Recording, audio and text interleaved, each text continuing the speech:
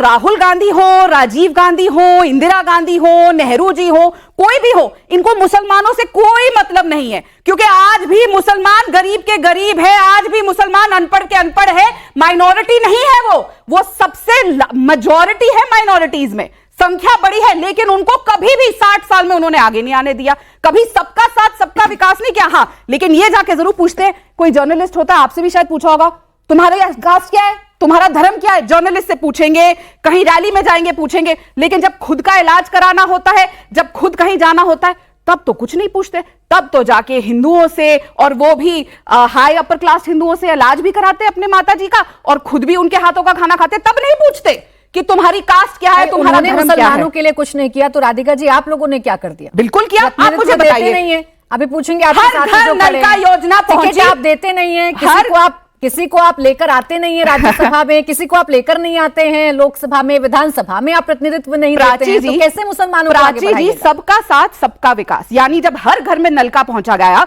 तो यह नहीं पूछा गया कि आप मुसलमान हैं, हिंदू हैं, सिख हैं या ईसाई हैं।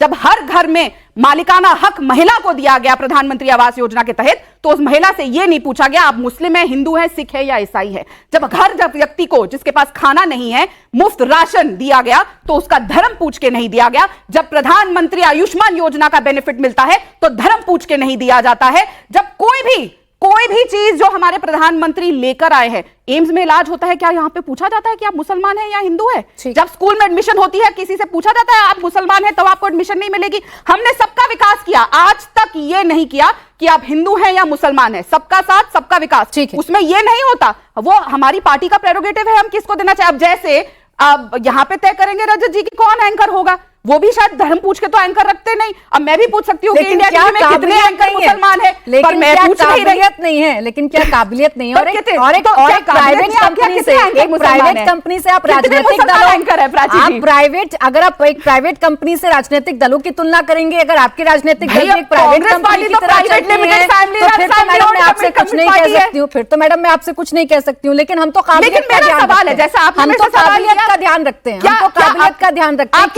क्या आपको एक भी ऐसा काबिल मुसलमान नहीं दिखता जिसको आप प्रतिनिधित्व दे सके? जी, क्या आपके आपको एक भी ऐसा काबिलियत दिखता कि वो आंसर कर सके? मेरे यहाँ तो है मैडम, आप नहीं देखती हैं। मेरे यहाँ तो है, मेरे यहाँ तो है, देखती हूँ, 5 मेरे बजे यहाँ का तो है, लेकिन आपको दिखता नहीं है। आप सुबह 8 बजे का शो नहीं देखती हैं, आप सुबह 8 बजे का शो नहीं देखती है ना, आप सुबह 8 बजे का शो नहीं देखती हैं। आप नहीं देखती हैं कि मेरे यहाँ तो हुसैन है, मेरे यहाँ तो हुसैन है, लेकिन नहीं, डिबेट के लिए सिर्फ एंकर नहीं होते हैं, एंकर होता है खबर बताने के लिए। तो मेरे यहाँ तो है, मेरे यहाँ तो मुसलमान है, आप अपना देखिए। अब आइए सैयद जब्बार जी, सबका साथ, मंत्री भी रहे हैं। हाँ तो गिना देती ना मैडम, आप गिना, मैं तो गिना रही हूँ। क्यों आप गिनाती में थी, लेकिन आपने सबसे पहले सवाल किया तो मैंने उसका आपको जवाब दिया।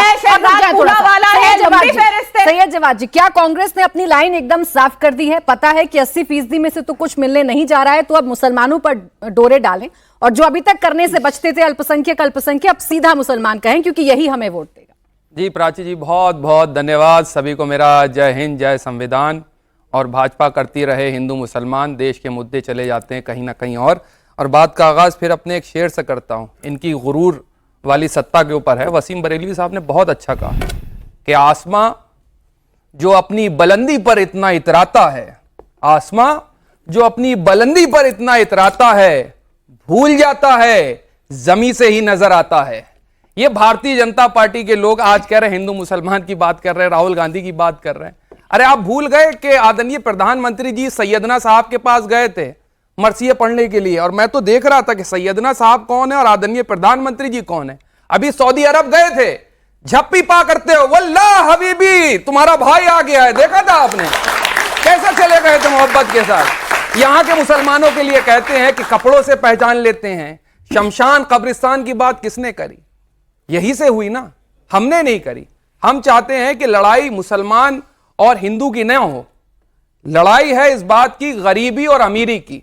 मुसलमानों में भी बहुत गुर्बत है, हिंदुओं में भी बहुत गुर्बत है, और जो अमीर लोग हैं वो इन चीजों का फायदा उठा रहे हैं। जो मोटे मोटे चंदे दे रहे हैं इनको, वही लोग फायदा उठा रहे हैं, बड़े बड़े इनके उद्योगपति मित्र वही फायदा उठा रहे हैं, उनके ऊपर कुछ नहीं करने की। रही बात आपने 2024 का इलेक्शन गया है मैम, उसमें देखा है कि क्या हश्र हुआ है, और वाराणसी और अयोध्या के अंदर क्या हुआ तो वो हम भी जानते हैं और आप भी जानते हैं, और कौन हारा है और किस तरीके से पहुंचा है वो हम सब देख रहे हैं। बात उस चीज की नहीं हो रही, मुसलमानों की सरकार में तो यही है। नहीं, मुसलमानों की बात करें, आदरणीय मोहन भागवत जी मस्जिद जाएं, इमाम साहब से मिले। जब्बार जी एक सेकंड, मुझे तो जहां तक ध्यान में आता है, जहां तक मेरी ऑडियंस को पता है और आपको भी पता है, सरकार में तो यही है अभी भी। 2024 में ऐसा क्या हो गया? नहीं, 2024 में होना है, लेकिन आप इस बात की खुशी मनाते रहिए कि हमने इनको 400 पार नहीं होने दिया। अरे सत्ता में अभी भी बैठे नहीं मना रहे हैं, हम उस गुरूर की बात कर रहे हैं जो 400 पार के नारे दे रहे थे। अब राहुल गांधी पे तो सवाल खड़ा होता है, आप पूछिए जा करके नीतीश कुमार साहब से, वो मुसलमानों की बड़े पैराकार, फरमाबरदार, झंडा बरदार बनते थे। चंद्रबाबू नायडू से नहीं पूछेंगे जो दाढ़ी और टोपी लगा करके मस्जिद भी चले जाते हैं, नमाज पढ़ने भी चले जाते हैं। अगर इतनी आपत्ति है तो समर्थन उनसे वापस ले लीजिए, पता चल जाएगा आपकी कितनी सीटें अभी तक और कितना है आप अभी मुसलमानों के अभी आरोप पे। उन्होंने आपत्ति जताई ही नहीं, उन्होंने आपत्ति जताई ही नहीं, उन्होंने आपत्ति नहीं जताई। उन्होंने कहा हम सबका साथ सबका विकास करते हैं और राहुल गांधी सिर्फ मुसलमानों का इस्तेमाल करते हैं। अगर ये बात कहने की अगर नहीं होती तो वो हेमंता विश्व शर्मा क्या लगातार कहते रहे इस चुनाव में? शिवेंदु अधिकारी कौन से स्टेटमेंट देते रहे कि नजर नहीं आ रहा था चुनाव आयोग के लिए? दिन रात मुसलमानों के खिलाफ जहर उगला जाता है, उनकी मॉब लिंचिंग हो रही है, बुलडोजर नीति को और बड़ा छाती पीटी जाती है कि हमने बहुत अच्छा कारनामा करके दिखाया है, हमने मदरसों को बंद करके दिखाया है, हमने जो है मस्जिदों के ऊपर जो है बुलडोजर चलाने की कार्रवाइयां करी हैं। ये इनके जो है तौक है, ये उस पर लेना चाहते हैं क्रेडिट कि हिंदू मुसलमान